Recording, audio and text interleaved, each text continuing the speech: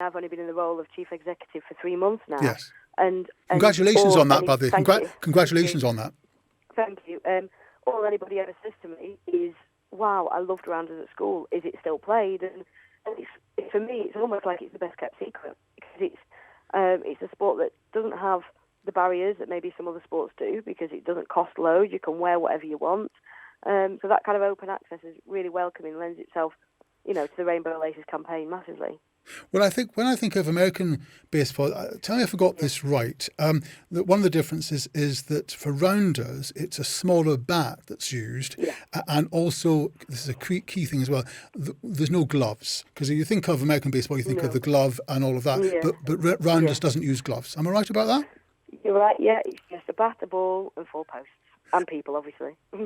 Excellent. Let's think a little bit wider about this Rainbow Laces, because my understanding, and do correct me if I got this wrong, that the practical upshot of it is literally that yourselves and Stonewall have been encouraging teams up and down the country to wear a set of rainbow laces as a way of advertising we are LGBTQ plus friends and allies. Mm-hmm. And what's the take-up been? Because in rounders, I think there's something like 700 clubs up and down the country, which is, I didn't realise it was that many. Yeah, there's 700 teams up and down the country playing in all sorts of different leagues. And the take-up for us, I think it was around about 200 teams we provided laces to. Right. Mainly because I think if we were to activate the campaign in the summer, because rounders is definitely a summer sport, even though we do have indoor rounders, but quite a lot of those teams are holding on to some of those laces. They're going to do their own day when, at the start of the season. There's a bit of a celebration there, so they'll kind of, use some of those assets, but maybe kind of April time. So that for us, that using that messaging and the assets is really important. But I suppose, like with any campaign, it's okay wearing rainbow laces, but what does it actually mean is how, there's no point wearing rainbow laces if actually a club or a team is not, or a sport is not open and welcoming to everybody. Absolutely. Does it mean, in fact, that LGBTQ plus people will feel more welcome at rounders events, and therefore, frankly, many more will come along and maybe even take part in this kind of thing? Yes, hopefully. That's the, that is the idea, definitely. Well, you said that 200 and so took part, which is excellent. Congratulations on that.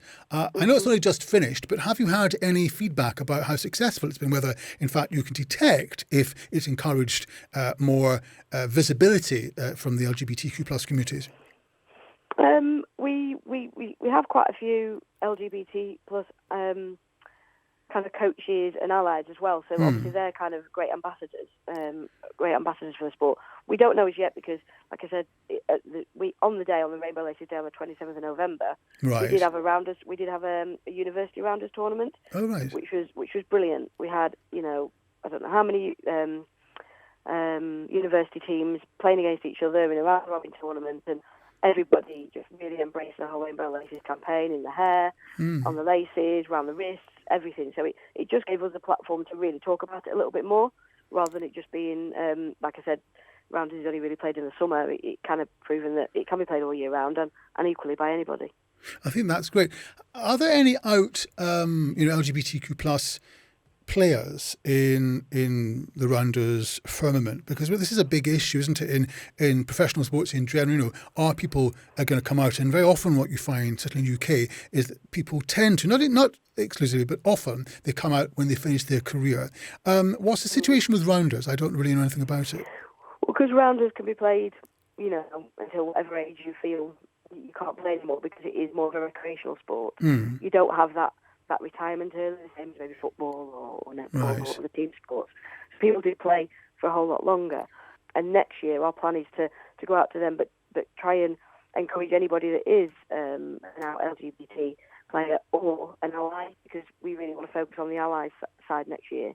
Because sometimes it's not comfortable for people, is it, at first. So that's what we hope to kind of do next year, definitely. I wish you all the best.